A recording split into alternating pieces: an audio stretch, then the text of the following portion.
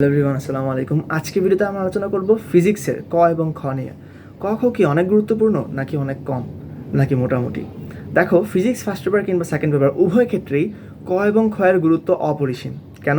কারণ দেখো, physics first এবং সেকেন্ড পেপারে তোমাকে 50-50 100 মার্কের সিকিউ উত্তর করতে হয়। বা ধরো ফিজিক্স ফার্স্ট পেপার নিয়ে বলি, 50 মার্ক তোমার থাকবে ক্রিয়েটিভে, সেখান থেকে 15 মার্কে তুমি ক খ দিয়ে তুলতে পারবা। ফিজিক্স সেকেন্ড পেপারও সেম। এখন যখন তোমার 50 মার্কের ভেতরে 15 মার্কই শুধু ক খ দিয়ে তোলা যায়, ক খর গুরুত্ব কীভাবে কম হয়? আমাদের ক্ষেত্রে আমরা দেখা যায় আমরা ফিজিক্সের ক খ কিংবা সব সাবজেক্টেরই ক খকে গুরুত্ব দিই না। এই যে ক এবং খ আছে সেটা আমরা বেশি গুরুত্ব দিই না, আমরা গ এবং ঘ নিয়েই পড়ে থাকি। তুমি কি একটা জিনিস খেয়াল করছো? একটা ক এবং খ এর জোড়া কিন্তু গ এর সমান। ক এবং খ মিলে একটা গ এর সমান। তুমি একটা কোয়েশ্চেনের ক খ পারলা না, আর একটা কোয়েশ্চেনের ক পারলা না, তুমি একটা ঘ ছেড়ে দিলা। এবং গ এবং ঘ, গ এবং ঘ বানায় লিখলেও মার্কস পাওয়া যায়, কিন্তু ক এবং খ তুমি বানায় লিখেও কোনো মার্ক পাবা না। তার মানে ক এবং খ এমন একটা জিনিস যেটা লিখতে পারলে সলিড মার্ক, লিখতে না পারলে একদম কাটা, জিরো।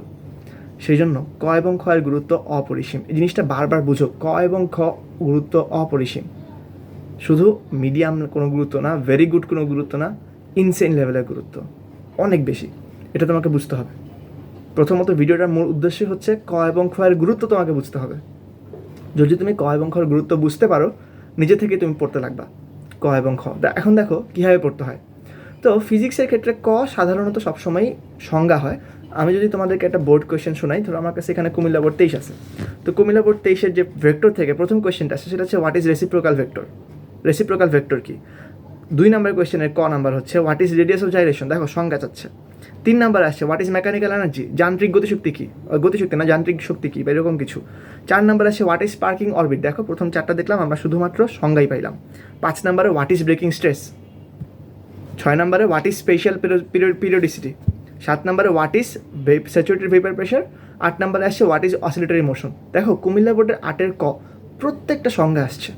মুখস্থ বিদ্যা, মুখস্থ ছাড়া কোনো উপায় নেই। ভাই আমি সংজ্ঞা বানাই দিব, সম্ভব না, কেটে দিবে। সো এটা তোমাকে বুঝতে হবে। আমি যদি আরেকটা বোর্ডে যাই, আমার কাছে টেস্ট পেপার আছে আসলে এখানে অভ্যাসের। আমি আমার নিজের বোর্ডে যাই, সিলেট বোর্ড। তো সিলেট বোর্ডে আসি, দেখো সিলেটের ক হচ্ছে define gradient of scalar field. Scalar ফিল্ডের গ্রেডিয়েন্ট দেখাও, মানে গ্রেডিয়েন্ট কি বলো।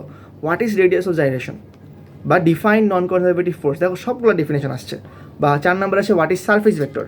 5 নম্বরে আসছে what is simple harmonic motion. 6 নম্বর স্পন্দন গতি মনে হয় বাংলায় বলে। 6 বলছে ডিফাইন ফোর্স কনস্ট্যান্ট। 7 বলছে হোয়াট ইজ ডিউ পয়েন্ট। 8 বলছে ডিফাইন স্যাচুরেটেড ভেপার প্রেশার। দেখো কুমিল্লা পড়লাম, সিলেট পড়লাম, 16টা ডেফিনেশন, সংজ্ঞা। সো আমাদেরকে এভাবে করে অ্যানালাইসিস করতে হবে কী আসে কতে, কী আসে খতে। কতে আমরা দেখলাম সব সময় সংজ্ঞা আসে। তাহলে একটা বইয়ে তোমার একটা চ্যাপ্টারে 10টার বেশি সংজ্ঞা তুমি কখনোই পাবা না। আসার মতো 10টার বেশি সংজ্ঞা তুমি কখনোই পাবা না। এটা তুমি দেখো, গড় করলে তোমার 7-8 থেকে 10-এর বেশি কখনোই যাবে না। পড়া কি এত হার্ড?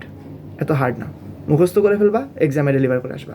এখন আমরা খ নিয়ে যদি অ্যানালাইসিস করি, দেখো খতে সাধারণত কী আসে? সাধারণত খতে কনসেপ্ট আসে। একটু ভালো করে কনসেপ্ট পাওয়া থাকলে এখানে হালকা হালকা বানায় লেখা যায়। সরাসরি সংজ্ঞা তোমার কাছে এখানে সাধারণত চায় না। এবং যদি সংজ্ঞা চায়, পরবর্তী লাইনে বা পরবর্তী প্যারায় তোমাকে সেই সংজ্ঞাটা একটু ব্যাখ্যা করতে হয়, হয় কিছু উদাহরণের মাধ্যমে, না হয় কিছু বিস্তৃত আরও বেশি ধারণা দেওয়ার মাধ্যমে।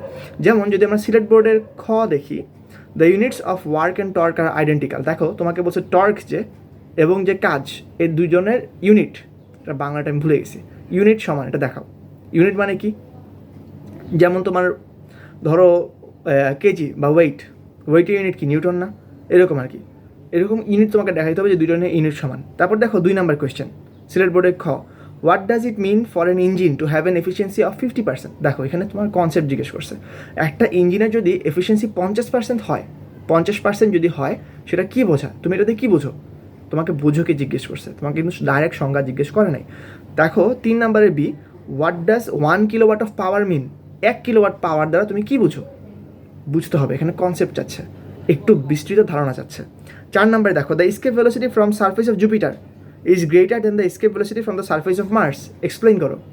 আবার তোমাকে দেখাইতে বলছে যে জুপিটার বা বৃহস্পতি গ্রহ থেকে যে এসকেপ ভেলোসিটি, মুক্ত গতি মনে হয় বলে, ঠিক শিওর না বাংলাটা, এই জিনিসটা তোমার মার্স থেকে বেশি, দেখাও।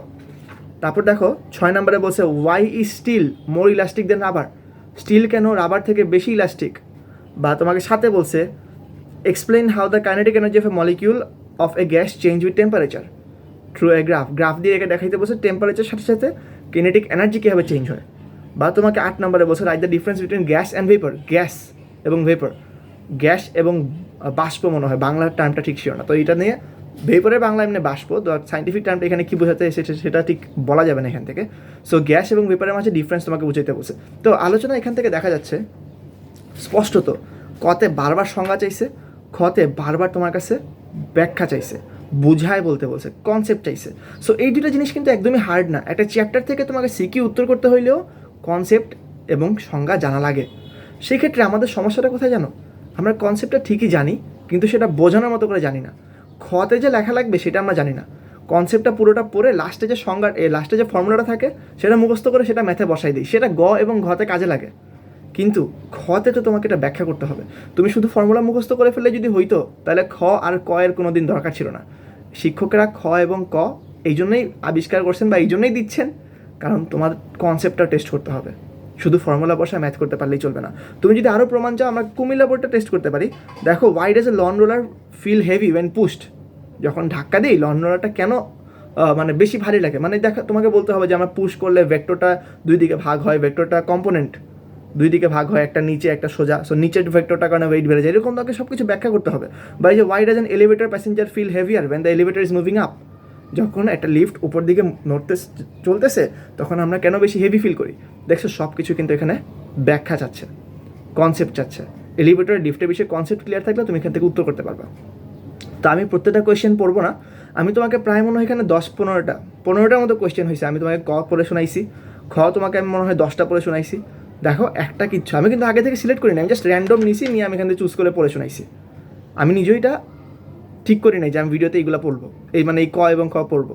সো আমি জাস্ট র্যান্ডম পড়ছি এবং দেখো বেশিরভাগ তোমার সেম আসছে। আমি যদি আরও উল্টাই, তো ধরো এখন যে বোর্ডটা সামনে আসছে Dinajpur board, give a definition of coplanar vector কতে আসছে, বা হোয়াট ইজ এফিসিয়েন্সি কতে আসছে, এই দেখছো এগুলো কতে আসছে, হোয়াট ইজ স্কেলার ফিল্ড কতে আসছে। সো কতে তোমাকে সংখ্যা চাচ্ছে এরকম করে। আমি আর খ পড়তেছি না, ভিডিওটা অনেক লম্বা হবে, বাট তোমরা নিজে থেকে দেখে নিবা। বেশিরভাগ ক্ষেত্রে তোমার 95 থেকে 97% কেসেসে তুমি দেখবা এ নাম্বারের সংজ্ঞাই চাচ্ছে। এটা সবসময়ের জন্য সত্য। এখানে আরও অনেকগুলো দেখতেছি আমি, যদি যেখানে তাকাচ্ছি সবসময় কতে খালি আমি এই সংজ্ঞাই পাচ্ছি বেশিরভাগ ক্ষেত্রেই। খতে তোমাকে বেশিরভাগ ক্ষেত্রেই কনসেপ্ট চাবে, না হলে সংজ্ঞাটাকে একটু ব্যাখ্যা করতে বলবে, না হলে বলবে তুমি কী বোঝো, না হলে তোমাকে সর্বোচ্চ বলতে পারে একটা ফর্মুলা প্রতিপাদন করে দেখাও, এর বাইরে কিছুই যাবে না। ইনশাল্লাহ এটাই হবে তোমার যদি একান্তই ব্যতিক্রমী কোয়েশ্চেন না করে, একান্তই ডিফারেন্ট কোয়েশ্চেন না করে, তাহলে এটাই বেসিক স্ট্রাকচার কোয়েশ্চেনের। ফিজিক্সের ক এবং খ কেন এত জরুরি সেটা আজকে তোমাকে এখানে বুঝালাম। আসলে অনেক জরুরি। 15টা মার্কস তুমি না পাও মানে তোমার 4টা ঘ, মোটামুটি 1 মার্ক কম, 4টা ঘই তোমার নাই হয়ে গেল। তুমি সেটা আগে নিশ্চিত করবে না, সেটা আগে নিশ্চিত করতে হবে। সো ক অ্যান্ড খ কিন্তু ইজি আছে, পড়লে পারা যায়, এবং এটা শুধুমাত্র এখানে না, এটা এমসিকিউ তো প্রচুর পরিমাণে কাজে দেয়। তোমার যে শুধু ক খ দিয়ে এটা কাভার হবে সেটা না, তুমি দেখবে এমসিকিউ তোমার 10-15টা, তোমার শুধু এমসিকিউ প্র্যাকটিস না করে ক খ বেসিক দিয়ে তুমি পারতেছো, মোটামুটি তুমি দেখবা ফিজিক্স ফার্স্ট পেপারে তুমি 30 মার্ক ক এবং খ মিলায় কনসেপ্ট তুমি ইউজ করে পারতেছো। এমসিকিউ থেকে 15 পাবা, এখান থেকে 15 পাবা, সেইভাবে সেকেন্ড পেপারে তুমি পাবা এরকম করে। তার মানে 100 মার্কের মধ্যে এখানে 30, ওখানে 30, 60 তুমি জাস্ট ক খ ভালো করে ঝাঁঝরা করে পড়লে কমন পাচ্ছ। So that's all for today. এই ভিডিওতে ক খের গুরুত্ব আশা করি বোঝাতে পেরেছি। আর যদি কোনো কোয়েশ্চেন থাকে অবশ্যই কমেন্টে জানাবা, আর কোনো ভিডিও সাজেশন থাকলে অবশ্যই কমেন্টে আবার জানাবা, ইনশাল্লাহ আমি এখান থেকে দেখে নিব। Bye bye, that's all for today.